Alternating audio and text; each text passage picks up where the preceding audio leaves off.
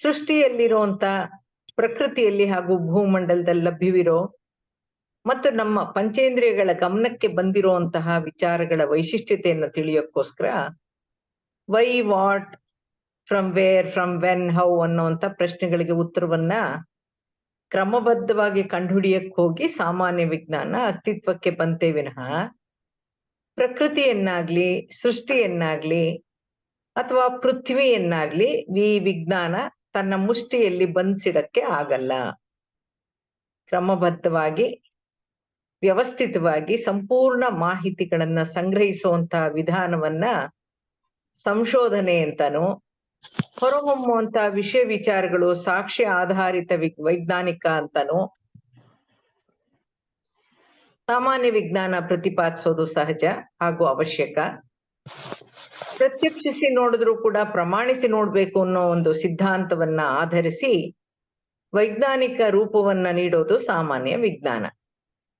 ವೈಜ್ಞಾನಿಕವಾಗಿ ಪಂಚೇಂದ್ರಿಯಗಳ ಮೂಲಕ ಗ್ರಹಿಸಿದ್ದನ್ನ ತಿಳಿದಿದ್ದನ್ನ ಜನಸಾಮಾನ್ಯರಿಗೆ ದಾಖಲೆ ಸಹಿತ ಪ್ರಯೋಗಗಳ ಮೂಲಕ ತಿಳಿಸ್ಬೇಕಾದ್ರೆ ತಿಳ್ಕೊಳ್ಳಕ್ಕೆ ಬಯಸೋನು ಕೂಡ ಸಹ ತನ್ನ ಪಂಚೇಂದ್ರಿಯಗಳ ಮೂಲಕನೇ ಪ್ರಾತ್ಯಕ್ಷಿಕವಾಗಿಯೇ ತಿಳಿಬೇಕಾಗತ್ತೆ. ಈ ಇಂದ್ರಿಯಾತೀತ ವಿಷಯ ಗ್ರಹಿಕೆಗೆ ಅನುಭವಕ್ಕೆ ಸಾಮಾನ್ಯ ವೈಜ್ಞಾನಿಕ ವಿವರಣೆ ನೀಡೋದು ಅಸಾಧ್ಯ ಆದ್ರೂ ಕೂಡ ಆಗುವಂತ ಅನುಭವವನ್ನ ತಳ್ಳಿ ಹಾಕೋ ಹಾಗಿಲ್ಲ. ವಿಜ್ಞಾನದ ಪರಿಮಿತಿಯಲ್ಲಿ ತಿಳಿಯಾದ ಮಾತ್ರಕ್ಕೆ ವಾಸ್ತವ ಪ್ರಾಕೃತಿಕ ದೈವಿಕ ಸೃಷ್ಟಿ ಸತ್ಯಗಳನ್ನ ಹಗುರವಾಗ್ಲಿ ಅಥವಾ ತಿರಸ್ಕೃತ ಮನೋಭಾವದಿಂದ ನೋಡೋವಂಥದ್ದು ಅಲ್ಲ, ಅಥವಾ ಅದನ್ನ ಮೂಢನಂಬಿಕೆ ಅಂತಾನು ಅನ್ನಕ್ಕೆ ಆಗಲ್ಲ. ಅಂತಹ ಒಂದು ಅಖಂಡ ಆಧ್ಯಾತ್ಮಿಕ ಸತ್ಯ ಪೂರ್ವಜನ್ಮ ಪುನರ್ಜನ್ಮ. ಸಾಮಾನ್ಯ ವಿಜ್ಞಾನ ಖಂಡಿತ ನಮಗ್ ಬೇಕು. ಅದನ್ನ ಜನರಲ್ ಸೈನ್ಸ್ ಅಂತ ಹೇಳ್ಬೋದು ಅಥವಾ ನಾರ್ಮಲ್ ಸೈನ್ಸ್ ಅಂತ ಹೇಳ್ಬೋದು. ಮಾನವ ಬಹಳ ಬುದ್ಧಿಜೀವಿ. ಅವನು ಭೂಮಂಡಲದಲ್ಲಿ ಪ್ರಕೃತಿಯಲ್ಲಿ ಲಭ್ಯವಿರುವಂತ ವಸ್ತುಗಳನ್ನೇ ಬಳಸಿ ತನ್ನ ಬುದ್ಧಿ ಹಾಗೂ ಸೃಜನಶೀಲತೆಯನ್ನ ಬಳಸಿ ವೈಜ್ಞಾನಿಕ ರೀತಿಯಲ್ಲಿ ನಮ್ಮ ದಿನನಿತ್ಯದ ಜೀವನಕ್ಕೆ ಬೇಕಾಗಿರುವಂತಹ ಮಾನವನ ಸುಖಕ್ಕಾಗಿ ಸಮಯ ಉಳಿತಾಯ ಮಾಡ್ಕೊಳ್ಳೋಕ್ಕೋಸ್ಕರ ಹಾಗೂ ಈ ದೇಹವನ್ನ ದಂಡಿಸದೇ ಇರಕ್ಕೆ ಹಲವಾರು ಯಂತ್ರ ಸಾಧನಗಳನ್ನ ಈ ಸಾಮಾನ್ಯ ವಿಜ್ಞಾನ ಸೃಷ್ಟಿ ಮಾಡಿ ಸಹಕರಿಸಿದೆ. ಆದ್ರೂ ಮಾನವ ಬಯಸುವಂತಹ ಮಾನಸಿಕ ಪ್ರಶಾಂತತೆ, ಸಮಾಧಾನ, ನೆಮ್ಮದಿ, ತೃಪ್ತಿ, ಆತ್ಮಾನಂದ, ಅನುಭವ ಮತ್ತು ಅನುಭೂತಿ, ಆತ್ಮಜ್ಞಾನ ಹಾಗೂ ಆಲೋಚನೆಗಳಿಲ್ಲದ ಒಂದು ಸ್ಥಿತಿ ಕೊಡಕ್ಕೆ ಸಾಧ್ಯ ಇಲ್ಲ ಈ ಸಾಮಾನ್ಯ ವಿಜ್ಞಾನಕ್ಕೆ. ಅದನ್ನೇ ರಜನೀಶ್ ಓಶೋ ಅವರು ಹೇಳ್ತಾರೆ, science gives us better houses, better cars, better technologies, better standard of living, but it cannot give us significant life. It cannot give meaning to us, it cannot give us ecstasy ಅಂತ ಹೇಳ್ತಾರೆ. ಅಂದ್ರೆ ಮನುಷ್ಯನ್ಗೆ ಬೇಕಾಗಿರುವಂತಹ ವಾಹನಗಳನ್ನ ಕೊಡಬಹುದು, ಮನೆಗಳನ್ನ ಕೊಡಬಹುದು, ತಾಂತ್ರಿಕತೆಯನ್ನು ಕೊಡಬಹುದು, ಬದುಕೋ ರೀತಿನಲ್ಲಿ ಒಂದು ಸ್ಟ್ಯಾಂಡರ್ಡ್ ಆಫ್ ಲಿವಿಂಗ್ ನ ಉತ್ತಮವಾಗಿ ಮಾಡ್ಕೊಳ್ಳೋ ತರ ಮಾಡ್ಕೊಡ್ಬೋದೇ ಹೊರತು ಅದು ನಮ್ಗೆ ಜೀವನವನ್ನ ಕೊಡಕ್ಕಾಗಲ್ಲ. ಹಾಗೇನೆ ಜೀವನದಕ್ಕೆ ಏನ್ ಅರ್ಥ ಮಾಡ್ಸಕ್ಕಾಗಲ್ಲ. ಹಾಗೇನೆ ನಮಗೆ ಒಂದು ಆನಂದಮಯ ಸ್ಥಿತಿ ಅಂತ ಏನ್ ಹೇಳ್ತೀವೋ ಈ ಆನಂದಮಯ ಸ್ಥಿತಿನ ಕೊಡಕ್ಕಾಗಲ್ಲ. ಅದು ಸುಖ ಕೊಡಕ್ಕಾಗತ್ತೆ. ಸೆಕೆ ಆದ್ರೆ ಫ್ಯಾನ್ ಹಾಕೋಬಹುದು, ತುಂಬಾ ದೂರ ಪ್ರಯಾಣ ಮಾಡ್ಬೇಕಿದ್ರೆ ಕೈಲಾಗ್ದವ್ರು ಇದ್ರೆ ಕಾರಲ್ಲಿ ಹೋಗ್ಬೋದು, ಈ ತರದ್ದೆಲ್ಲ ಕೊಡ್ಬೋದೇ ಹೊರತು ಆದ್ರೆ ಮನುಷ್ಯ ಬಯಸುವಂತಹ ಮಾನಸಿಕ ಪ್ರಶಾಂತತೆಯನ್ನಾಗ್ಲಿ ಅಥವಾ ಆನಂದದ ಸ್ಥಿತಿಯನ್ನ ಅದು ಕೊಡಕ್ಕೆ ಆಗಲ್ಲ. ಸಾಮಾನ್ಯ ವಿಜ್ಞಾನಕ್ಕೆ ಪರಿಮಿತಿ ಇದೆ. ನಮ್ಗೆ ಕೆಲವು ವಿಚಾರಗಳನ್ನ ಅರ್ಥ ಮಾಡ್ಕೊಂಡಾಗ ಆಧ್ಯಾತ್ಮಿಕ ವಿಜ್ಞಾನ ಅಂದ್ರೆ ಏನು ಅನ್ನೋದು ಅರ್ಥ ಆಗುತ್ತೆ. ಈ ಸಾಮಾನ್ಯ ವಿಜ್ಞಾನ ಮಾನವನ ದೇಹವನ್ನ ಸೃಷ್ಟಿಸಿಲ್ಲ, ಮಾನವನ ದೇಹದಲ್ಲಿ ಪ್ರಾಣವನ್ನೂ ತುಂಬಿಲ್ಲ, ಮಾನವನ ದೇಹದಲ್ಲಿ ನಡೆಯುವಂತಹ ಉಸಿರಾಟಕ್ಕೆ ಚಾಲನೆ ಕೊಟ್ಟಿಲ್ಲ, ಮಾನವನ ಬದುಕಿಗೆ ಅವಶ್ಯಕವಾಗಿರುವಂತಹ ಪಂಚಭೂತಗಳನ್ನು ಸೃಷ್ಟಿಸಿಲ್ಲ. ಮಾನವನ ಮನಸ್ಸನ್ನ ನಿಗ್ರಹಿಸಕ್ಕಾಗೋದಿಲ್ಲ, ಕಂಟ್ರೋಲ್ ಮಾಡಕ್ಕಾಗಲ್ಲ. ಭಾವನೆಗಳು, ಚಿಂತನೆಗಳು, ಯೋಚನೆಗಳು, ಆಲೋಚನೆಗಳು ಒಂದ್ರ ಹಿಂದೆ ಬರ್ತಾ ಇರುತ್ತೆ. ಆ ದಿನಕ್ಕೆ 50,000ಕ್ಕೂ ಹೆಚ್ಚು ಆಲೋಚನೆಗಳು ಬರುತ್ತೆ ಅಂತ ಒಂದು ರಿಸರ್ಚ್ ಹೇಳುತ್ತೆ. ಈ ಭಾವನೆಗಳನ್ನ ನಿಯಂತ್ರಿಸಕ್ಕಾಗಲ್ಲ, ಬರದೇ ಇರೋ ಹಂಗೆ ಕಂಟ್ರೋಲ್ ಮಾಡಕ್ಕಾಗಲ್ಲ. ಮನುಷ್ಯನ ಜೀವನದಲ್ಲಿ ಉಂಟಾಗುವಂತಹ ದುಃಖಗಳನ್ನ ನಿವಾರಿಸಕ್ಕಾಗಲ್ಲ. ಜೀವನದಲ್ಲಿ ಉದ್ಭವವಾಗುವಂತಹ ಸ್ಥಿತಿಗತಿಗಳನ್ನ ಬದಲಾಯಿಸಕ್ಕಾಗೋದಿಲ್ಲ. ಆಧ್ಯಾತ್ಮಿಕ ಸತ್ಯಗಳನ್ನ ತಿಳಿಸಕ್ಕೆ ಈ ಸಾಮಾನ್ಯ ವಿಜ್ಞಾನಕ್ಕೆ ಸಾಧ್ಯವಾಗಿಲ್ಲ. ಎಲ್ಲಕ್ಕಿಂತ ಹೆಚ್ಚಾಗಿ ಸಾವನ್ನ ನಿಯಂತ್ರಿಸಕ್ಕಾಗ್ತಾ ಇಲ್ಲ. ಹುಟ್ಟು ಸಾವಿನ ಚಕ್ರವನ್ನ ಉರುಳದೇ ಇದ್ದಂಗೆ ತಡೆ ಹಿಡ್ಕೊಳಕ್ಕೆ ಆಗೋದಿಲ್ಲ. ಮಾನವನಲ್ಲಿ ಉದ್ಭವವಾಗುವಂತಹ ಎಲ್ಲಾ ಪ್ರಶ್ನೆಗಳಿಗೆ, ಅನುಮಾನಗಳಿಗೆ ಉತ್ತರವನ್ನಾಗ್ಲಿ ಅಥವಾ ಪರಿಹಾರವನ್ನಾಗ್ಲಿ ಸಾಮಾನ್ಯ ವಿಜ್ಞಾನ ಕೊಡಕ್ ಆಗದೇ ಇದ್ರೂ ಕೂಡ ಆಧ್ಯಾತ್ಮಿಕ ವಿಜ್ಞಾನ ಕೊಡುವಂತ ಅನುಭವ, ಅನುಭೂತಿ ಮೂಲಕ, ಆತ್ಮಜ್ಞಾನದ ಮೂಲಕ ಅರಿವು ಮೂಡಿಸಿ ಸಮಾಧಾನ ಭರಿತವಾಗಿ ಅರ್ಥಪೂರ್ಣ ಆನಂದಮಯ ಜೀವನ ಸಾಗಿಸಕ್ಕೆ ಅನುವು ಮಾಡಿಕೊಡುತ್ತೆ. ನಮ್ಗೆ ಕಣ್ಣಿಗೆ ಕಾಣಲ್ಲ, ಪಾಪ ಕಾಣಲ್ಲ, ಕರ್ಮ ಕಾಣಲ್ಲ, ಪುಣ್ಯ ಕಾಣಲ್ಲ, ಭಾಗ್ಯ ಕಾಣಲ್ಲ, ಏನು ಕಾಣಲ್ಲ. ಆದ್ರೆ ಆಧ್ಯಾತ್ಮಿಕವಾಗಿ ನಾವು ಹೋದಾಗ ಈ ಒಂದು ಉತ್ಪತ್ತಿಯಾಗುವಂತ ಪ್ರಶ್ನೆಗಳಿಗೆ ಉತ್ತರ ಆಧ್ಯಾತ್ಮಿಕ ವಿಜ್ಞಾನದಲ್ಲಿ, ವಿವರಣೆಗಳಲ್ಲಿ ನಮಗೊಂಚೂರು ಜೀವನ ಅಂದ್ರೇನು ಅಂತ ಒಂದು ಅರ್ಥ ಮಾಡ್ಕೊಳಕ್ ಸಾಧ್ಯ ಆಗತ್ತೆ. ಈ ಜೀವನ ಈ ತರನೇ ಇರೋದು, ಸೃಷ್ಟಿ ಹೀಗಿದೆ ಅಂತೆಲ್ಲ ಕೆಲವು ನಮ್ಗೆ ವಿಚಾರಗಳನ್ನ ಅರ್ಥ ಮಾಡ್ಕೊಂಡಾಗ ಜೀವನ ಒಂಥರ ಆನಂದಮಯವಾಗಿ ಸಾಗ್ಸಕ್ಕೆ ಅನುವು ಮಾಡ್ಕೊಡುತ್ತೆ. ಈ ವಿಜ್ಞಾನ ಅನ್ನೋದು ಖಂಡಿತ ನಮಗ್ ಬೇಕೇ ಬೇಕು. ಎಲ್ಲದರಲ್ಲೂ ವೈಜ್ಞಾನಿಕತೆ ಇರಬೇಕು, ವೈಜ್ಞಾನಿಕ ವಿವರಣೆನೂ ಕೂಡ ಬೇಕು. ಹೊಸ ಹೊಸ ಆವಿಷ್ಕಾರಗಳು, ಫೈಂಡಿಂಗ್ಸು ಖಂಡಿತ ನಮಗ್ ಬೇಕು. ಸಾಮಾನ್ಯ ವಿಜ್ಞಾನದ ಪರಿಮಿತಿನ ಕೂಡ ನಾವು ತಿಳ್ಕೊಂಡಿರ್ಬೇಕು. ಯಾಕೆಂದ್ರೆ ಪರಿಮಿತಿ ಅಂತ ಹೇಳೋದು ಅಂದ್ರೆ, ಈ ಸಾಮಾನ್ಯ ವಿಜ್ಞಾನದಲ್ಲಿ seeing is believing, documenting is believing, experimenting is believing ಅಂತ. ಅಂದ್ರೆ ಇಂದ್ರಿಯಗಳಿಗೆ ಸಿಗಬೇಕು, ಪ್ರಯೋಗಕ್ಕೆ ಸಿಗಬೇಕು, ಅದ್ ಪ್ರಯೋಗನ ದಾಖಲಾಗಿರ್ಬೇಕು. ನಾವೇನೋ ಯಾವ ವಿಧಾನದಲ್ಲಿ ಪ್ರಯೋಗ ಮಾಡಿದೀವೋ ಅದೇ ಪ್ರಯೋಗನ ಬೇರೆಯವ್ರು ಮಾಡಿದ್ರೆ ಅವ್ರಿಗೂ ಅದೇ ರಿಸಲ್ಟ್ ಬರ್ಬೇಕು. ಹಾಗೆಲ್ಲ ಇರೋದ್ರಿಂದ ಆ ಒಂದು ಪರಿಮಿತಿನೂ ನಾವು ತಿಳ್ಕೊಂಡಿರ್ಬೇಕು. ಮಾನವನಿಗೆ ಎಟಕದೇ ಇರುವಂತ ಎಷ್ಟೋ ವಿಚಾರಗಳಿದೆ ಅನ್ನೋದನ್ನು ಖಂಡಿತವಾಗ್ಲೂ ಒಪ್ಕೊಳ್ಳೇಬೇಕು. ಈಗ ಆಧ್ಯಾತ್ಮಿಕ ವಿಜ್ಞಾನದ ಬಗ್ಗೆ ನೋಡೋಣ. ಈ ಆಧ್ಯಾತ್ಮಿಕ ವಿಜ್ಞಾನದ ವಿಷಯಗಳೇನಿರುತ್ತೆ ಅಂದ್ರೆ, ಅದಕ್ಕೆಲ್ಲ ಆಧಾರ ಏನು ಅಂದ್ರೆ ವಿಶ್ವಶಕ್ತಿ ಅಂತೀವಿ, ಚೈತನ್ಯ, ಆತ್ಮ, ಮನಸ್ಸು. ಆಧ್ಯಾತ್ಮಿಕ ವಿಜ್ಞಾನದ ಸಿದ್ಧಾಂತನೇ ಆತ್ಮಾನುಭವ. ಅಧ್ಯಾತ್ಮ ಅಂದ್ರೆ ಆತ್ಮದ ಆದಿ. ಯಾವ್ಯಾವ ವಿಚಾರ ಅದಕ್ಕೆ ಸೇರಿರುತ್ತೆ ಅಂದ್ರೆ ಆತ್ಮದ್ದು, ಸೃಷ್ಟಿದು, ಪ್ರಕೃತಿದು. ಈ ವಿಚಾರಗಳೆಲ್ಲ ನಮ್ಮ ಕಣ್ಣಿಗೆ ಕಾಣಲ್ಲ, ಆದ್ರೆ ಸೂಕ್ಷ್ಮ ರೂಪದಲ್ಲಿ ಅದನ್ನೆಲ್ಲ ನಿಯಂತ್ರಿಸುವಂತಹ ಒಂದು ಪ್ರಕೃತಿಯಲ್ಲಿ ಒಂದು ವಿಧಿವಿಧಾನಗಳಿರುತ್ತೆ. ಹಾಗಾಗಿ ಈ ಆತ್ಮಕ್ಕೆ ಸಂಬಂಧಪಟ್ಟ ಎಲ್ಲ ವಿಚಾರನೂ ಆಧ್ಯಾತ್ಮಿಕ.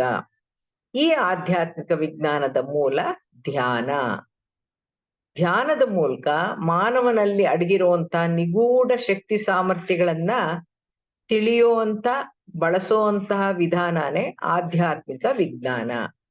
ಹೇಗೆ ಭೌತಶಾಸ್ತ್ರ, ರಾಸಾಯನಿಕ ಶಾಸ್ತ್ರ, ಪಾಕಶಾಸ್ತ್ರ, ಅರ್ಥಶಾಸ್ತ್ರ ಅಂತ ಎಲ್ಲ ಎಷ್ಟು ವಿಚಾರಗಳನ್ನ ವೈಜ್ಞಾನಿಕವಾಗಿ ಅದನ್ನ ತಿಳ್ಕೊಳ್ಳೋದು ಹೇಗೆ, ಅನಾಲಿಸಿಸ್ ಹೇಗೆ ಅನ್ನೋದೆಲ್ಲ ಹೇಳಿ ಒಂದು ವಿಜ್ಞಾನ ಶಾಸ್ತ್ರದ ರೂಪದಲ್ಲಿ ಮಾಡಿದಾರೋ, ಅದೇ ತರನೇ ಆಧ್ಯಾತ್ಮಿಕ ವಿಜ್ಞಾನಕ್ಕೂ ಕೂಡ ವಿಧಿವಿಧಾನಗಳಿದೆ, ರೀತಿ ನೀತಿಗಳಿದೆ, ಅದಕ್ಕೆ ಮೂಲ ಇದೆ, ಅದನ್ನ ನಿಯಂತ್ರಿಸುವಂತ ಪ್ರಕೃತಿ ಇದೆ. ಹಾಗೆ ಸೃಷ್ಟಿ ಸಿದ್ಧಾಂತ, ಪ್ರಕೃತಿ ಸಿದ್ಧಾಂತ, ಪಂಚಭೂತಗಳು, ಇವನ್ನೆಲ್ಲ ನಾವು ಅರ್ಥ ಮಾಡ್ಕೊಂಡಾಗ ಆಧ್ಯಾತ್ಮಿಕ ವಿಜ್ಞಾನ ನಮ್ಗೆ ಅರ್ಥ ಆಗುತ್ತೆ. ಇದು ಕೂಡ ಒಂದು ಸರಿಯಾದ ರೀತಿ ನೀತಿಯಲ್ಲಿ ವೈಜ್ಞಾನಿಕವಾಗಿ ಇರುವಂತ ವಿಧಿವಿಧಾನ. ಹೆಚ್ಚಿನ ವಿಚಾರಗಳು ಕಣ್ಣಿಗೆ ಕಾಣಲ್ಲ, ಆದ್ರೆ ಅನುಭವದ ರೂಪದಲ್ಲಿ ಬರುತ್ತೆ. ಅದಕ್ಕೆ ಸ್ಪಿರಿಚುವಲ್ ಸೈನ್ಸ್ ಅಲ್ಲಿ ಅನುಭವ ಮತ್ತು ಅನುಭೂತಿ ಮೂಲಕ ಮಾತ್ರ ನಮ್ಗೆ ಅರ್ಥ ಆಗುತ್ತೆ. ನನಗ್ ಬಂದ ಅನುಭವ ನಿಮಗ್ ಬರ್ಬೇಕು ಅಂತಿಲ್ಲ, ನಿಮಗ್ ಬಂದ ಅನುಭವ ಇನ್ನೊಬ್ರಿಗೆ ಬರ್ಬೇಕು ಅಂತಿಲ್ಲ. ಸೈನ್ಸ್ ಅಲ್ಲಿ ಎಲ್ರಿಗೂ ರಿಸಲ್ಟ್ ಒಂದೇ ಬರ್ಬೇಕು ಅಂತಾರಲ್ಲ, ಆ ತರ ಆಧ್ಯಾತ್ಮಿಕವಾಗಿ ಆಧ್ಯಾತ್ಮದ ಮೂಲವಾಗಿರುವಂತಹ ಧ್ಯಾನದಲ್ಲಿ ನಮ್ಮನ್ನ ತೊಡಗಿಸ್ಕೊಂಡಾಗ ಒಬ್ಬೊಬ್ರಿಗೆ ಒಂದೊಂದು ಅನುಭವ ಆಗ್ಬಹುದು. ಹಿಂದಿನ ಜನ್ಮದವರೆಗೂ ಆಧ್ಯಾತ್ಮಿಕ ಬೆಳವಣಿಗೆ ಎಷ್ಟಾಗಿದೆಯೋ ಅಲ್ಲಿಂದ ಮುಂದಿನ ಆಧ್ಯಾತ್ಮಿಕ ಅನುಭವ ಈ ಜನ್ಮದಲ್ಲಾಗತ್ತೆ ಹೊರತು ಪ್ರಾರಂಭದಲ್ಲಿ ಫಸ್ಟ್ ಎಷ್ಟೇ ಜನ್ಮ ಅಂತ ನಮಗ್ ಗೊತ್ತಿಲ್ಲ, ಎಷ್ಟು ದಿವಸದಿಂದ ಧ್ಯಾನ ಮಾಡ್ತಾ ಇದೀವಿ ಅಂತ ಗೊತ್ತಿಲ್ಲ. ಹಾಗಾಗಿ ನಮ್ಮ ಒಂದು ಈ ದಿನ ನಾವು ಧ್ಯಾನ ಅಂತ ಕೂತಾಗ ಇಬ್ರು ಅಥವಾ 4 ಜನ ಜೊತೆಲೆ ಕೂತ್ರುನು ಒಬ್ಬೊಬ್ರಿಗೆ ಒಂದೊಂದು ಅನುಭವ, ಒಂದೊಂದು ಅನಿಸಿಕೆ, ಒಂದು ಅನುಭೂತಿ ಆಗಕ್ಕೆ ಸಾಧ್ಯ. ಹಾಗಾಗಿ ಸಾಮಾನ್ಯ ವಿಜ್ಞಾನದ ತರ ಡಾಕ್ಯುಮೆಂಟ್ ಮಾಡಿ ಇದೇ ಉತ್ತರ ಬರುತ್ತೆ 2+2 = 4 ಅಂತ ಬರೆಯಕ್ಕೆ ಆಧ್ಯಾತ್ಮಿಕ ವಿಜ್ಞಾನದಲ್ಲಿ ಆಗಲ್ಲ. ಮಾನವ ಅಂತಂದ್ರೆ ಭಗವದ್ಗೀತೆನಲ್ಲಿ ದೇಹ ಪ್ಲಸ್ ಆತ್ಮ ಪ್ಲಸ್ ಮನಸ್ಸು ಪ್ಲಸ್ ಬುದ್ಧಿ ಅಂತ ಹೇಳಿದೆ. ಮಾನವ ಈ ಬರೀ ಮಾಂಸದ ಮುದ್ದೆ ಅಲ್ಲ, ಮಾನವ ಬರೀ ದೇಹನೂ ಅಲ್ಲ. ಮಾನವನ ದೇಹದಲ್ಲಿ ಸಾಮಾನ್ಯ ವಿಜ್ಞಾನ ನಿಯಂತ್ರಿಸಕ್ಕಾಗದೇ ಇರುವಂತಹ ಪ್ರಾಣಶಕ್ತಿ ಚೈತನ್ಯ ಅಡಗಿದೆ ಅಂತನೂ, ಆ ಶಕ್ತಿ ಚೈತನ್ಯವನ್ನ ಚಾಲನೆಯಲ್ಲಿ ಇಡಕ್ಕೋಸ್ಕರವಾಗಿ ಪ್ರಾಣವಾಯುವನ್ನು ಸೃಷ್ಟಿಸಿದ್ದಾರೆ. ಹಾಗಾಗಿ ಪ್ರಾಣವಾಯುವಿನಿಂದ ಮಾತ್ರ ಈ ಶಕ್ತಿ ಚೈತನ್ಯವನ್ನ ಚಾಲನೆಯಲ್ಲಿಡಕ್ಕೆ ಸಾಧ್ಯ. ಹಾಗಾಗಿ ಯಾವುದೇ ವ್ಯಕ್ತಿ ಜೀವಂತವಾಗಿದ್ದಾನ ಅಂತ ನೋಡ್ಬೇಕಾಗಿದ್ರೆ ಮೊದಲಿಗೆ ಅವನಲ್ಲಿ ಉಸಿರಾಟ ನಡೀತಾ ಇದೆಯಾ ಅಂತ ನೋಡ್ತಾರೆ. ಹಾಗಾಗಿ ಈ ಉಸಿರನ್ನ ಪ್ರಾಣವಾಯು ಅಂತ ಯಾಕೆ ಕರೀತಾರೆ ಅಂದ್ರೆ ಪ್ರಾಣವನ್ನ ಚಾಲನೆಯಲ್ಲಿ ಇಡುವಂತಹದ್ದು. ಆ ಉಸಿರಾಟ ಇದ್ರೆ ಮಾತ್ರ ಪ್ರಾಣ ಅನ್ನಕ್ಕೆ ಅಲ್ಲಿ ಜಾಗ ಇದೆ. ಈ ಮಾನವ ಅನ್ನೋನು ಭಾವನೆಗಳ ಮುದ್ದೆ. ಮನಸ್ಸಿರೋದ್ರಿಂದ ಭಾವನೆಗಳು ಒಂದ್ರ ಹಿಂದೆ ಒಂದು ಬರ್ತಾನೆ ಇರುತ್ತೆ. ಮಾನವನಲ್ಲಿ ಉದ್ಭವವಾಗುವಂತ ಪ್ರತಿ ಚಿಂತನೆಗೂ ಕೂಡ ಭಾವನೆಗಳು ಸೇರ್ಪಡೆಯಾಗುತ್ತೆ. ಚಿಂತನೆಗಳು ಮನಸ್ಸಿನಿಂದ ಹೊರಹೊಮ್ಮುತ್ತೆ ಅಂತನೂ, ಈ ಭಾವನಾಪೂರಿತ ಚಿಂತನೆಗಳು ಮೆದುಳನ್ನ ತಲುಪಿ ಕಾರ್ಯರೂಪದಲ್ಲಿ ಹೊರಹೊಮ್ಮುತ್ತೆ ಅಂತನೂ, ಮೆದುಳು ಭೌತಿಕ ಅಂತನೂ ಮನಸ್ಸು ಕ್ರಿಯಾತ್ಮಕ ಅಂತಾನೂ ಹೇಳುತ್ತೆ. ಈ ಮನಸ್ಸು ಇದುವರೆಗೂ ಮುಂದುವರೆದಿರುವಂತಹ ಸಾಮಾನ್ಯ ವಿಜ್ಞಾನದ ಪರಿಮಿತಿಯಲ್ಲಿ ಲಭ್ಯವಾಗಿಲ್ಲ. ಯಾಕೆ ಅಂದ್ರೆ ಈ ಮನಸ್ಸು ಅನ್ನೋದು ಆಗ್ಲಿ ಅಥವಾ ಆತ್ಮ ಅನ್ನೋದಾಗ್ಲಿ ಭೌತಿಕ ರೂಪದಲ್ಲಿ ಇಲ್ಲ. ಭೌತಿಕ ರೂಪದಲ್ಲಿ ಇದ್ದಿದ್ರೆ, ದೇಹದ ಒಳಗಡೆ ಇದ್ದಿದ್ರೆ ಅಥವಾ ಮೆದುಳಲ್ಲಿ ಒಳಗಡೆ ಇದ್ದಿದ್ರೆ ಡಾಕ್ಟರ್ ಕೈಗೆ ಸಿಗ್ತಾ ಇತ್ತು, ಶಸ್ತ್ರಚಿಕಿತ್ಸೆಗೆ ಸಿಗ್ತಾ ಇತ್ತು. ಯಾವ ರೂಪ ಇದೆ, ಯಾವ ಬಣ್ಣ ಇದೆ, ಎಷ್ಟು ತೂಕ ಇದೆ, ಹೇಗೆ ಕೆಲಸ ಮಾಡುತ್ತೆ ಅಂತ ವೈಜ್ಞಾನಿಕವಾಗಿ ಸಂಶೋಧನೆ ಮಾಡಿ ನಮ್ಗೆ ತಿಳಿಸ್ತಾ ಇದ್ರು. ಆದ್ರೆ ಈ ಮೆದುಳು ಅನ್ನೋದು ಭೌತಿಕವಾಗಿದ್ರು ಕೂಡ ಮೆದುಳೊಳಗಡೆ ಏನಿದೆ, ಯಾವ ಜ್ಞಾನ ಇದೆ, ಏನೇನ್ ಕಲ್ತಿದ್ದಾರೆ ಅನ್ನೋದನ್ನ ಇವತ್ತಿನವರೆಗೂ ಕಂಡು ಹುಡ್ಕಕ್ಕಾಗಿಲ್ಲ.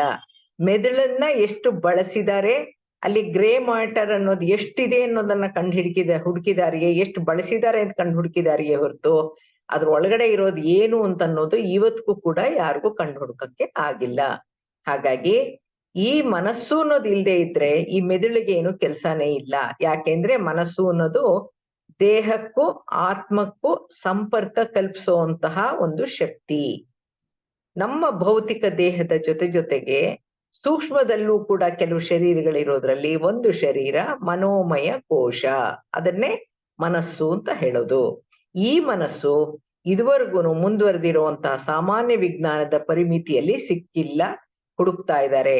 ಈ ಸಾಮಾನ್ಯ ವಿಜ್ಞಾನ ಹಾಗೂ ಸ್ಪಿರಿಚುವಲ್ ಸೈನ್ಸ್ ಅಂದ್ರೆ ಆಧ್ಯಾತ್ಮಿಕ ವಿಜ್ಞಾನ ಎರಡೂನು ಒಂದು ರೈಲಿನ ಹಳಿಗಳಂತೆ, ಎರಡು ಪ್ಯಾರಲಲ್ ಆಗಿ ಮುಂದಕ್ಕೆ ಉದ್ದಕ್ಕೆ ಹೋಗ್ತಾನೆ ಇರುತ್ತೆ ಹೊರತು ಮೀಟ್ ಆಗೋದೇ ಇಲ್ಲ. ಹಾಗಾಗಿ ಈ ಸಾಮಾನ್ಯ ವಿಜ್ಞಾನಕ್ಕೂ ಸ್ಪಿರಿಚುವಲ್ ವಿಜ್ಞಾನಕ್ಕೂ ಸಂಪರ್ಕ ಕಲ್ಪಿಸುವಂತ ಒಂದು ವಿಜ್ಞಾನ ಪ್ಯಾರಾನಾರ್ಮಲ್ ಸೈನ್ಸ್ ಅಂತ.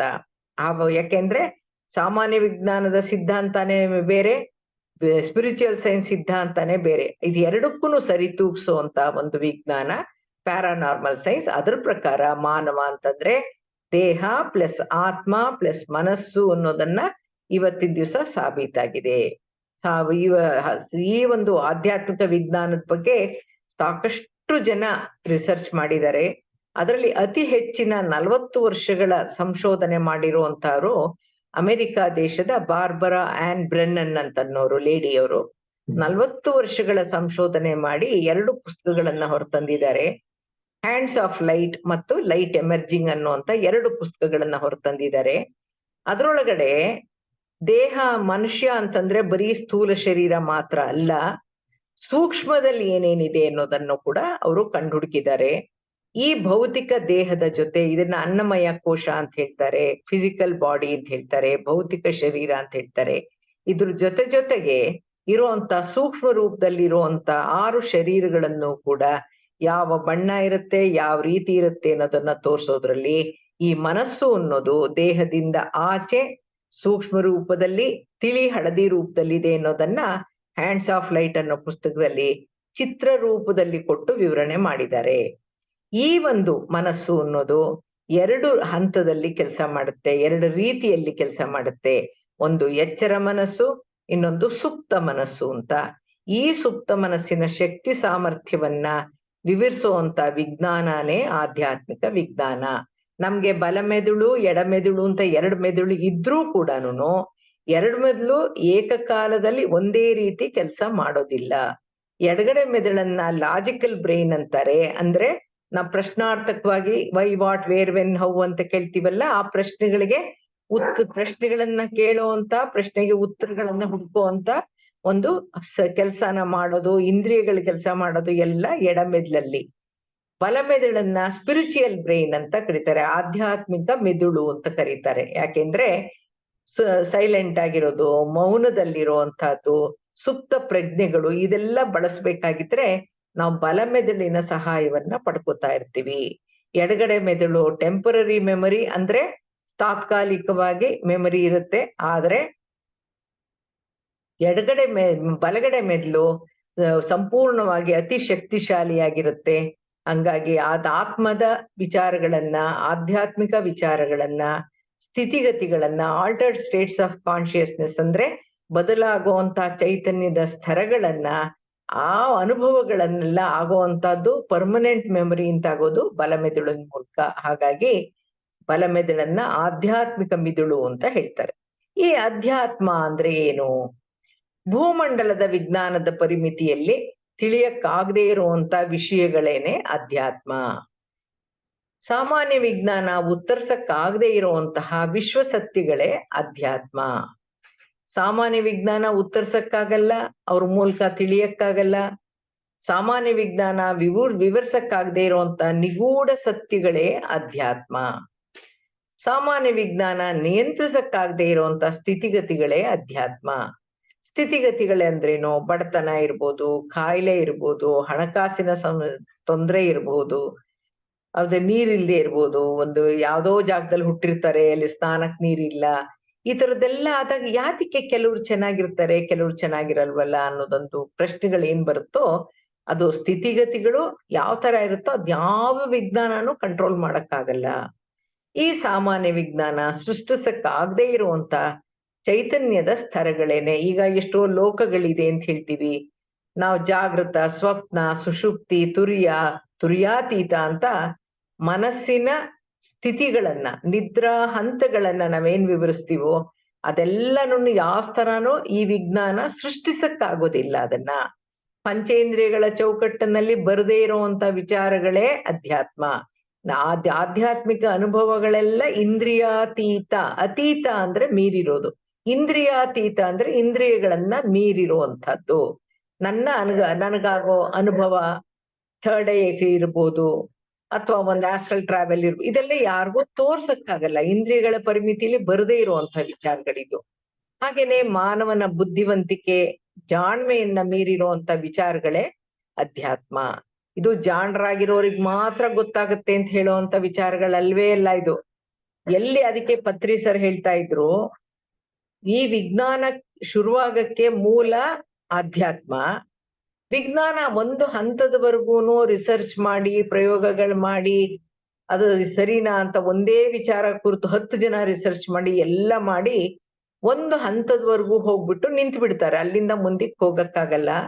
ಅಧ್ಯಾತ್ಮ ಅಲ್ಲಿಂದ ಶುರುವಾಗುತ್ತೆ ತಿರುಗಿ. ಅಂದ್ರೆ ಅಧ್ಯಾತ್ಮದ ಮೂಲ, ಸೃಷ್ಟಿಯ ಮೊದಲು, ಆದಿ ಎಲ್ಲಾನು ಅಧ್ಯಾತ್ಮನೇ.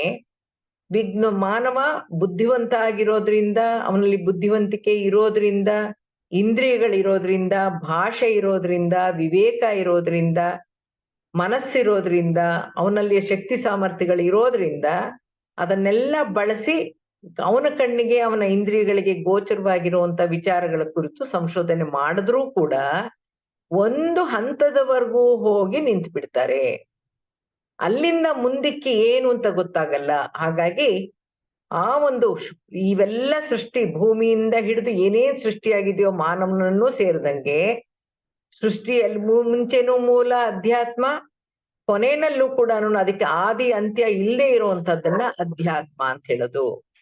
ಮಾನವನಿಗಾಗುವಂತ ದೇಹಾತೀತ ಅನುಭವಗಳೇ ಅಧ್ಯಾತ್ಮ. ಏನು ದೇಹಾತೀತ ಅನುಭವಗಳು ಅಂದ್ರೆ ಆಸ್ಟ್ರಲ್ ಟ್ರಾವೆಲ್. ನಾವು ಧ್ಯಾನದಲ್ಲಿದ್ದಾಗ ದೇಹನ ವಿಶ್ರಾಂತ ಸ್ಥಿತಿಗೆ ತಗೊಂಡು ಹೋದಾಗ, ಯಾವಾಗ ದೇಹ ಟೋಟಲಿ ರಿಲ್ಯಾಕ್ಸ್ ಆಗುತ್ತೋ ಆಗ ನಮ್ಮ ದೇಹದ ಜೊತೆಗಿರುವಂತಹ ಸೂಕ್ಷ್ಮ ಶರೀರಗಳ ಸಮುದಾಯ ಏನಿದೆಯೋ ಅದು ಫ್ರೀಯಾಗಿ ಬಿಡಿಸ್ಕೊಂಡು ಆಚೆ ಹೊಟ್ಟೋಗುತ್ತೆ. ಇದು ದೇಹವನ್ನ ಮೀರಿರುವಂತ ಅನುಭವ. ಇಲ್ಲಿ ಫಿಸಿಕಲ್ ಬಾಡಿ ಭೂಮಿಲೇ ಇರುತ್ತೆ, ಆದ್ರೆ ಈ ಸೂಕ್ಷ್ಮ ಶರೀರಗಳ ಸಮುದಾಯ ಬೇರೆ ಲೋಕಕ್ಕೋ ಬೇರೆ ಜಾಗಕ್ಕೋ ಹಿಮಾಲಯಕ್ಕೋ ಎಲ್ಲೋ ತನಗೆಲ್ಲಿ ಬೇಕೋ ಫ್ರೀಯಾಗಿ ಹೊರಟೋಗಿರುತ್ತೆ. ಈ ಅನುಭವನ ಯಾರಿಗೂ ತೋರ್ಸಕ್ಕಾಗಲ್ಲ. ನೋಡು, ನಾನು ಹೋಗ್ತಾ ಇದ್ದೀನಿ, ಆಸ್ಟ್ರಲ್ ಟ್ರಾವೆಲ್ ಮಾಡ್ತಾ ಇದ್ದೀನಿ, ಕಾಣಿಸ್ತಾ ಇದೆಯಾ ಅಂತ ಯಾರಿಗೂ ತೋರ್ಸಕ್ಕಾಗಲ್ಲ. ಈ ಭೌತಿಕ ದೇಹಕ್ಕೂ ಸೂಕ್ಷ್ಮ ಶರೀರಕ್ಕೂ ಹೊಕ್ಕಳಿರೋ ಜಾಗದಲ್ಲಿ ಒಂದು ಸಿಲ್ವರ್ ಕಾರ್ಡ್ ಅಂತ ಬೆಳ್ಳಿಯ ಹುರಿ ಇರುತ್ತೆ, ಕನೆಕ್ಟ್ ಆಗಿರುತ್ತೆ. ಹಾಗಾಗಿ ಈ ಸೂಕ್ಷ್ಮ ಶರೀರ ಆಚೆ ಹೋದಾಗ ಈ ಸ್ಥೂಲ ಶರೀರನ ಒಂಚೂರು ಮುಟ್ಟಿದ ತಕ್ಷಣ ಅದ್ ಎಷ್ಟೇ ದೂರ ಹೋಗಿದ್ರು ಕೂಡ ಕೆಲವು ಗಂಟೆಗಳಲ್ಲಾದ್ರೂ, ಅದಕ್ಕೇನೆ ಯಾರಾದ್ರೂ ಸತ್ರೆ 6 ಗಂಟೆಗಳ ಕಾಲ ಮಣ್ಣು ಮಾಡಲ್ಲ ಅಥವಾ ಸುಡಲ್ಲ. ಯಾಕೆ ಅಂದ್ರೆ ಸೂಕ್ಷ್ಮ ಶರೀರ ಯಾನದಿಂದ ಹೊಟ್ಟೋಗಿದ್ರೆ ಅದು ವಾಪಸ್ ಬರೋದಿಕ್ಕೆ ನಾವು ಕಾಯ್ಬೇಕಾಗಿರೋದು 6 ಗಂಟೆಗಳು. ಅದಕ್ಕೋಸ್ಕರ 6 ಗಂಟೆಗಳು ಮಾಡಲ್ಲ. ಅದನ್ನ ಕಾರಣ ಬೇರೆ ಏನೋ ಹೇಳ್ತಾರೆ, ಇರ್ಲಿ, ತೊಂದ್ರೆ ಇಲ್ಲ. ಇದು ದೇಹಾತೀತ ಅನುಭವ. ಅಂದ್ರೆ ಭೌತಿಕ ದೇಹ ಇಲ್ಲೇ ಇದೆ, ದೇಹವನ್ನ ಮೀರಿರುವಂತ ನನಗೆ ಅನುಭವಗಳೇನಾಗುತ್ತೋ ಅದನ್ನೆಲ್ಲ ಅಧ್ಯಾತ್ಮ. ಮಾನವನ ಅತೀಂದ್ರಿಯ ಅನುಭವಗಳೇ ಅಧ್ಯಾತ್ಮ. ಅಂದ್ರೆ ಕಣ್ಣು, ಕಿವಿ, ಮೂಗು, ನಾಲ್ಗೆ, ಚರ್ಮ ಯಾವುದಕ್ಕೂ ಬರಲ್ಲ, ಇವುಗಳನ್ನ ಮೀರಿದಂತ ಅನುಭವ ಆಗುತ್ತೆ. ಅಂಥದ್ದು ಯಾವ್ದಿರ್ಬೋದು? ಕ್ಲೇರ್ ಆಡಿಯನ್ಸ್ ಇರ್ಬೋದು, ಕ್ಲೇರ್ ವಾಯನ್ಸ್ ಇರ್ಬೋದು, ಅಂದ್ರೇನು ಅಶರೀರವಾಣಿ ಇರ್ಬೋದು, ಅಥವಾ ನಾನು ಇಲ್ಲೇ ಕೂತ್ಕೊಂಡು ದಿವ್ಯ ದೃಷ್ಟಿಯಿಂದ ನಾನು ನೋಡ್ತಾ ಇರೋದಿರ್ಬೋದು. ನಾನು ನೋಡ್ತಾ ಇದ್ದೀನಿ, ನನಗೆ ಕಾಣಿಸ್ತಿದೆ ಅಂತ ನಾನು ಹೇಳಬಹುದು, ಆದ್ರೆ ತೋರ್ಸಕ್ಕಾಗಲ್ಲ. ಇಂಥದನ್ನ ಅತೀಂದ್ರಿಯ ಅನುಭವಗಳನ್ನೇ ಅಧ್ಯಾತ್ಮ. ಹಾಗಂತಂದ್ಮೇಲೆ ಸಾಮಾನ್ಯ ವಿಜ್ಞಾನವನ್ನ ಮೀರಿದ ವಿಜ್ಞಾನನೇ ಆಧ್ಯಾತ್ಮಿಕ ವಿಜ್ಞಾನ ಅಂತ ನಾವು ಅರ್ಥ ಮಾಡ್ಕೋಬೇಕು. ಈ ಆಧ್ಯಾತ್ಮಿಕ ವಿಜ್ಞಾನವನ್ನ ಅರ್ಥ ಮಾಡ್ಕೋಬೇಕಾದ್ರೆ ಪ್ರಕೃತಿಯ ಬಗ್ಗೆ ನಾವು ಅರ್ಥ ಮಾಡ್ಕೋಬೇಕು, ಸೃಷ್ಟಿ ಸಿದ್ಧಾಂತವನ್ನ ಅರ್ಥ ಮಾಡ್ಕೋಬೇಕು, ಪಂಚಭೂತಗಳಲ್ಲಿ ಆಕಾಶ ತತ್ವದ ಮಹತ್ವವನ್ನ ಅರ್ಥ ಮಾಡ್ಕೋಬೇಕು. ಆಧ್ಯಾತ್ಮದ ಅರಿವು ನಮ್ಮಲ್ಲಿ ಮೂಡ್ಬೇಕಾದ್ರೆ ಹಲವಾರು ಪ್ರಶ್ನೆಗಳು ನಮ್ಮಲ್ಲಿ ಮೂಡ್ತಾ ಇರುತ್ತೆ. ಆ ಪ್ರಶ್ನೆಗೆಲ್ಲ ನೀವು ಉತ್ತರ ಕಂಡು ಹುಡುಕ್ತಾ ಹೋದ್ರೆ, ಸತ್ಸಂಗದ ಮೂಲಕನೋ ಸ್ವಾಧ್ಯಾಯದ ಮೂಲಕನೋ ನೀವು ಉತ್ತರಗಳನ್ನ ಕಂಡು ಹುಡುಕ್ತಾ ಹೋದಾಗ ನಿಮ್ಗೆ ಆಧ್ಯಾತ್ಮದ ಪರಿಚಯ ಆಗುತ್ತೆ. ನೀವು ಬರೀ ದೇಹ ಅಲ್ಲ, ಆತ್ಮ ಅನ್ನೋದೊಂದು ಗೊತ್ತಾಗುತ್ತೆ. ನೀವು ಹಿಂದೆನೂ ಇದ್ರಿ, ಈಗ್ಲೂ ಇದ್ದೀರಾ, ಮುಂದೇನೂ ಇರ್ತೀರಾ ಅನ್ನೋದು ಅರ್ಥ ಆಗುತ್ತೆ. ಹಾಗಾಗಿ ಪ್ರತಿಯೊಬ್ಬ ಮನುಷ್ಯನಲ್ಲೂ ಕೆಲವು ಪ್ರಶ್ನೆಗಳು ಹುಟ್ಲೇಬೇಕು. ಆವಾಗ ಮಾತ್ರನೇ ನಮ್ಗೆ ಅಧ್ಯಾತ್ಮದ ಪರಿಚಯ ಆಗೋದು. ಹುಟ್ಟು ಸಾವಿಗೆ ಸಂಬಂಧಪಟ್ಟಂಗೆ ಯಾತಕ್ಕೋಸ್ಕರ ಈ ಹುಟ್ಟು ಸಾವು, ಹುಟ್ಟಿಗೆ ಕಾರಣ ಏನು, ಸಾವು ಅಂತಂದ್ರೇನು, ಸಾವು ಯಾತಕ್ಕಾಗತ್ತೆ, ಸತ್ ನಂತರ ಎಲ್ಲಿಗೆ ಹೋಗ್ತೀವಿ ನಾವು, ಸಾವಿಗೂ ಮರುಹುಟ್ಟಿಗೂ ಮಧ್ಯೆ ನಾವ್ ಎಲ್ಲಿರ್ತೀವಿ, ಹೋಗೋದಾದ್ರೂ ಎಲ್ಲಿಗೆ, ಬರೋದಾದ್ರೂ ಎಲ್ಲಿಂದ, ಮತ್ತೆ ಮತ್ತೆ ಹುಟ್ಲೇಬೇಕಾ, ಹುಟ್ಟದೇ ಇರಕ್ಕೆ ನಾವೇನಾರ ಮಾಡಕ್ ಸಾಧ್ಯನಾ ಅಂತ ಈ ಪ್ರಶ್ನೆಗಳು ಹುಟ್ಟಿದ್ರೆ ನಿಮ್ಗೆ ಹುಟ್ಟು ಸಾವಿನ ಬಗ್ಗೆ, ಪೂರ್ವಜನ್ಮದ ಬಗ್ಗೆ, ಪುನರ್ಜನ್ಮದ ಬಗ್ಗೆ, ಮತ್ತೆ ಲೋಕಗಳ ಬಗ್ಗೆ, ಊರ್ಧ್ವ ಲೋಕಗಳು ಅಂತ ಏನ್ ಹೇಳ್ತೀವಿ, ಚಿತ್ರಗುಪ್ತನ ಕಡತ, ನಾವ್ ಮಾಡಿದ ಪಾಪ ಯಾರು ಏನ್ ಬೇಕಾದ್ರೂ ಮಾಡಿ ಬದುಕ್ಬೋದು ಅನ್ನೋ ಅರ್ಥ ಇಲ್ಲ. ಅದಕ್ಕೆ ಸೇರ್ಕೊಂಡಿರೋಂತ ಪಾಪ ಪುಣ್ಯ ಇದೆ ಅಂತ ಗೊತ್ತಾದಾಗ ಆ ಲೆಕ್ಕನ ಯಾರಿಡ್ತಾರೆ, ಯಾವಾಗ ಚಿತ್ರಗುಪ್ತನ ಕಡತ ಬರುತ್ತೆ. ಆ ಕಡತಗಳೆಲ್ಲ ಇರೋ ಜಾಗ ಯಾವ್ದು, ಕಡತಾನಕ್ಕೆ ಬೇರೆ ಇನ್ನೊಂದ್ ಹೆಸರೇನು ಅಂದ್ರೆ ಚಿತ್ರಗುಪ್ತನ ಕಡತಕ್ಕೆ ಆಕಾಶಿಕ್ ರೆಕಾರ್ಡ್ಸ್ ಅಂತ. ಈ ಆಕಾಶಿಕ್ ರೆಕಾರ್ಡ್ಸ್ ಅನ್ನೋ ಪದಗಳು ಇಡೀ ಪ್ರಪಂಚದಲ್ಲಿ ಎಷ್ಟು ಭಾಷೆ ಇದೆಯೋ, ಅಷ್ಟು ಆಧ್ಯಾತ್ಮಿಕ ಗ್ರಂಥಗಳಿದೆಯೋ ಎಲ್ಲಾತ್ರಲ್ಲೂ ಆಕಾಶಿಕ್ ರೆಕಾರ್ಡ್ಸ್ ಅಂತಾನೇ ಇರೋದು. ಅದಕ್ಕೆ ಬೇರೆ ಪರ್ಯಾಯ ಪದ ಬೇರೆ ಇಲ್ವೇ ಇಲ್ಲ. ಹಾಗೆ ಜೀವನಕ್ಕೆ ಸಂಬಂಧಪಟ್ಟಂಗೆ ಎಷ್ಟೋ ಪ್ರಶ್ನೆಗಳು ನಮ್ಮಲ್ಲಿ ಉತ್ಪತ್ತಿ ಆಗ್ತಾ ಇರುತ್ತೆ. ಹುಟ್ಟು ಸಾವಿನ ನಡುವೆ ನಾವು ಸಾಗಿಸ್ತಾ ಇರೋದು ಜೀವನ. ಆ ಜೀವನದಲ್ಲಿ ಸುಖ ದುಃಖ ಇರುತ್ತೆ, ನೋವು ನಲಿವಿರುತ್ತೆ, ಆಟ ಪಾಠಗಳಿರುತ್ತೆ, ಸೋಲು ಗೆಲುವಿರುತ್ತೆ. ಇದೆಲ್ಲ ಯಾತಿಕ್ಕಾಗ್ತಾ ಇರುತ್ತೆ? ಒಬ್ರಿಗೆ ಸೋಲು, ಒಬ್ರಿಗೆ ಗೆಲುವು ಅನ್ನೋದೇನು, ದುಃಖ ಅಂದ್ರೆ ಏನು, ನೋವು ಯಾತಿಗ್ ಬರುತ್ತೆ, ಈ ತರದ್ದೆಲ್ಲ ಬರುತ್ತೆ. ಜೊತೆಗೆ ಒಬ್ಬ ಬಡತನದಲ್ಲಿರ್ತಾನೆ, ಇನ್ನೊಬ್ಬ ಸಿರಿತನದಲ್ಲಿರ್ತಾನೆ. ಯಾಕೆ ಒಬ್ರು ಸಿರಿತನದಲ್ಲಿರ್ತಾರೆ, ಇನ್ನೊಬ್ರು ಬಡತನದಲ್ಲಿರ್ತಾರೆ? ಜೀವನದಲ್ಲಿ ನಡೆಯುವಂತಹ ಘಟನೆಗಳಿಗೂನು, ನಾವು ಭೇಟಿ ಆಗುವಂತಹ ವ್ಯಕ್ತಿಗಳಿಗೂನು, ನಾವು ಆಯ್ಕೆ ಮಾಡ್ಕೊಳ್ಳುವಂತ ವೃತ್ತಿಗೂನು ಏನಾರ ಅರ್ಥ ಇದೆಯಾ? ಪ್ರಶ್ನೆ ನಮ್ಮಲ್ಲಿ ಹುಟ್ಟುತ್ತೆ, ಖಂಡಿತ ಹುಟ್ಟುತ್ತೆ. ನಾವು ಬುದ್ಧಿಗ್ ತಿಳಿದಂಗೆ ನಾವು ಯಾರಿಗೂ ಕೆಟ್ಟದನ್ನ ಮಾಡೇ ಇಲ್ಲ, ಕೆಟ್ಟದನ್ನ ಬಯಸಿಲ್ಲ. ಆದ್ರೂ ನಮ್ಗೆ ಯಾಕಿಷ್ಟು ಕಷ್ಟಗಳು, ನಮ್ಗೆ ಯಾಕಿಷ್ಟು ದುಃಖ ಬರ್ತಾ ಇದೆ? ಕೆಲವ್ರು ಯಾತಿಗ್ ಬಡವ್ರು, ಕೆಲವ್ರು ಯಾಕೆ ಶ್ರೀಮಂತರು, ಕೆಲವ್ರು ಏಕೆ ಕುರುಡ್ರಾಗಿರ್ತಾರೆ, ನಮ್ ತರಾನೇ ಎಲ್ಲಾರ್ಗೂನು ಎಲ್ಲಾ ಅಂಗಾಂಗಗಳು ಸರಿಯಾಗಿರಲ್ಲ, ಕೆಲವ್ರು ಯಾತಕ್ಕೆ ಸ್ಪಾಸ್ಟಿಕ್ ಆಗಿರ್ತಾರೆ, ಕೆಲವರು ಮಾನಸಿಕವಾಗಿ ಒಂದು ಬೆಳವಣಿಗೆ ಆಗ್ದೇನೆ ಬೌದ್ಧಿಕ ಬೆಳವಣಿಗೆ ಆಗದೆ ಇರ್ತಾರೆ, ರಿಟಾರ್ಡೆಡ್ ಅಂತೀವಿ. ಕೆಲವ್ರು ಯಾತಕ್ಕೆ ಅಂಗವಿಕಲರಾಗಿರ್ತಾರೆ, ಕೆಲವ್ರಿಗೆ ಯಾಕೆ ಸದಾ ಕಷ್ಟ, ಕಾಯಿಲೆ, ವೇದನೆ. ಈ ಇಷ್ಟೆಲ್ಲ ಪ್ರಶ್ನೆಗಳಿಗೆ ಉತ್ತರಗಳನ್ನ ನಮ್ಮ ಸಾಮಾನ್ಯ ವಿಜ್ಞಾನ, ಜನರಲ್ ಸೈನ್ಸ್ ಉತ್ತರ ಕೊಡೋ ಹಂಗಿದ್ದಿದ್ರೆ, ಅಥವಾ ಪರಿಹಾರ ಸೂಚಿಸೋ ಹಂಗಿದ್ದಿದ್ರೆ ನಮ್ಗೆ ಆಧ್ಯಾತ್ಮಿಕತೆಯ ಅವಶ್ಯಕತೆ ಬೀಳ್ತಾ ಇರ್ಲಿಲ್ಲ. ಆರೋಗ್ಯವಾಗಿರುವಾಗ, ಆರೋಗ್ಯದಿಂದಿದ್ದಾಗ, ಸುಖವಾಗಿದ್ದಾಗ ನಾನು, ನನ್ನಿಂದ, ನನಗೆ ಅಥವಾ ನನಗಾಗಿ ಅನ್ನೋ ಪದಗಳೇ ನಮ್ಮಿಂದ ಹೊರಹೊಮ್ತಾ ಇರುತ್ತೆ. ಈ ಅಹಂ ನಮ್ಮ ಸುತ್ತುವರೆದಿರುವಾಗ ನಮ್ಮ ವಿವೇಚನಾ ಶಕ್ತಿ ಕೆಲಸ ಮಾಡಕ್ಕಾಗದೆ ನಮ್ಮಿಂದ ತಪ್ಪುಗಳು ಜಾಸ್ತಿ ಆಗ್ತಾ ಪಾಪಕರ್ಮಗಳು ಸೇರ್ಪಡೆಯಾಗಿ ಪಾಪಗಳನ್ನ ಸವಸಕ್ಕೋಸ್ಕರ ಪುನಃ ಇದೇ ಕರ್ಮ ಭೂಮಿಗೆ ಬರ್ಬೇಕಾಗುತ್ತೆ ಅನ್ನೋದೇನೆ ಬ್ರಹ್ಮಾಂಡದ ಕರ್ಮ ಸಿದ್ಧಾಂತದ ಆಧ್ಯಾತ್ಮಿಕ ಸತ್ಯ, ಪುನರ್ಜನ್ಮ. ಹಾಗಾಗಿ ನಾವು ಇರೋದನ್ನ ಕರ್ಮಭೂಮಿ ಅಂದ್ರೆ ಎಷ್ಟೊಂದು ಲೋಕಗಳಿದೆ, ಎಷ್ಟೊಂದು ಈ ತರ ಭೂಮಿ ತರ ಗ್ರಹಗಳಿದೆ, ಇದೆಲ್ಲ ಇದೆ ಎಂದಾಗ ನಾವು ಅಲ್ಲೆಲ್ಲೋ ಹೋಗಿರಕ್ಕಾಗಲ್ವಾ? ಎಷ್ಟೊಂದು ಸೂರ್ಯಮಂಡಲಗಳಿದೆ, ಎಷ್ಟೊಂದು ಗ್ರಹಗಳಿದೆ, ಏನೇ ಆದ್ರೂ ಕೂಡ ನಾವಿರೋ ಸೂರ್ಯಮಂಡಲದಲ್ಲಿ ಇರೋಂತ ಈ ಭೂಮಿನ ಕರ್ಮಭೂಮಿ ಅಂತ ಕರೀತಾರೆ. ಅಂದ್ರೆ ಪಾಠ ಕಲಿಯಕ್ಕೂ ಇದೇ ಶಾಲೆ, ನಾವು ತಪ್ಪು ಮಾಡಕ್ಕೂ ಇದೇ ಶಾಲೆ, ತಪ್ಪು ತಿದ್ದುಕೊಳ್ಳೋಕ್ಕೂ ಇದೇ ಶಾಲೆ ಆಗಿರೋದ್ರಿಂದ ನಾವು ಮನಸ್ಸು ಕೊಟ್ಟು ಸ್ವತಂತ್ರನೂ ಕೊಟ್ಟು ನಮಗ್ ಕಳಿಸಿದ್ದಾನೆ ಭಗವಂತ. ಏನೇನ್ ಕಲ್ತ್ಕೋತೀಯೋ ಕಲ್ತ್ಕೊಂಬ, ಅನುಭವದ ಜೊತೆ ಬಾ ನೀನು. ಆದ್ರೆ ನೀನ್ ಇಲ್ಲಿಂದ ಹೋಗುವಾಗ ಯಾವ ಸ್ಥಿತಿಯಲ್ಲಿ ಹೋದ್ಯೋ ನೀನು ಜ್ಞಾನ ಅನುಭವದ ಜೊತೆ ಮಾತ್ರ ಬರ್ಬೇಕೆ ಹೊರತು ನೀನು ಇಲ್ಲಿಗೆ ಬರುವಾಗ ಪಾಪ ಕರ್ಮ ಪುಣ್ಯ ಅದ್ಯಾವುದೂ ಎತ್ಕೊಂಡ್ ಬರಬಾರದು ಅಂತ ಹೇಳಿ ನಮ್ಮನ್ನ ಕಳಿಸಿದ್ದಾನೆ. ಇಲ್ಲಿಗ್ ಬಂದೋರು ಈ ಭೂಮಿ ಬಣ್ಣವಾಗಿ ತುಂಬಾ ಚೆನ್ನಾಗಿದೆಯಲ್ಲ ಅಂತ ನಾವು ಇಲ್ಲೇ ಇದ್ಬಿಟ್ಟಿದೀವಿ. ಇಲ್ಲೇನೆ ನಮ್ಗೆ ಅರಿಷಡ್ ವರ್ಗಗಳು, ಆಸೆಗಳು, ನಕಾರಾತ್ಮಕ ಚಿಂತನೆಗಳು ಇವೆಲ್ಲ ಹುಟ್ಟಿ ನಮ್ಮಿಂದ ತಪ್ಪುಗಳಾಗ್ತಾ ನಾವು ಆ ತಪ್ಪುಗಳನ್ನ ತಿದ್ದುಕೊಳ್ಳೋಕ್ಕೋಸ್ಕರ ಪುನಃ ತಿರ್ಗಿ ಬರ್ತಾ ಇರೋದೇನೆ ಪುನರ್ಜನ್ಮ. ಹಾಗಾಗಿ ಕರ್ಮ ಸಿದ್ಧಾಂತ ಅನ್ನೋದು ಸತ್ಯ, ಆಧ್ಯಾತ್ಮಿಕ ಸತ್ಯ. ಇದರಿಂದನೇ ಕಾರಣ ನಮ್ಗೆ ಪುನರ್ಜನ್ಮ ಇರೋದು ಅಂತ ನಮ್ಗೆ ಅರ್ಥ ಆದ್ರೆ ವಿವೇಕದಿಂದ ಒಳ್ಳೆಯ ಗುಣಗಳನ್ನ ಬೆಳೆಸ್ಕೊಂಡು ಒಳ್ಳೆ ರೀತಿಯಲ್ಲಿ ನಾವು ಜೀವನ ಸಾಗಿಸಿದ್ದೆ ಆದ್ರೆ ಇದೇ ಮಾನವ ಮಾಧವನಾಗ್ಬೋದು ಅಂತ ಹೇಳ್ತಾ ಇವತ್ತಿನ ಉಪನ್ಯಾಸವನ್ನ ಮುಗಿಸ್ತಾ ಇದ್ದೀನಿ. ಈ ನನಗ್ ತಿಳಿದಿರುವಂತ ಕೆಲವು ವಿಚಾರವನ್ನ ತಿಳಿಸಕ್ಕೆ ಅವಕಾಶ ಮಾಡಿಕೊಟ್ಟಂತ PSSM ಮೈಸೂರ್ಗೆ ನಾನು ಧನ್ಯವಾದಗಳನ್ನ ಅರ್ಪಿಸ್ತಾ ಇದ್ದೀನಿ. ಈ ಆಧ್ಯಾತ್ಮಿಕ ಮಾರ್ಗಕ್ಕೆ ನನ್ನನ್ನ ಕರ್ಕೊಂಬಂದಂತ ಡಾಕ್ಟರ್ ಬ್ರಹ್ಮರ್ಷಿ ಸುಭಾಷ್ ಪತ್ರಿಜಿಯವ್ರಿಗೂ ಕೃತಜ್ಞತಾ ಪೂರ್ವಕವಾಗಿ ಧನ್ಯವಾದಗಳನ್ನ ಅರ್ಪಿಸ್ತಾ ನನ್ನ ಮಾತುಗಳನ್ನ ಮುಗಿಸ್ತೀನಿ. Thank you, thank you, thank you. Thank you, madam. Thank you so much.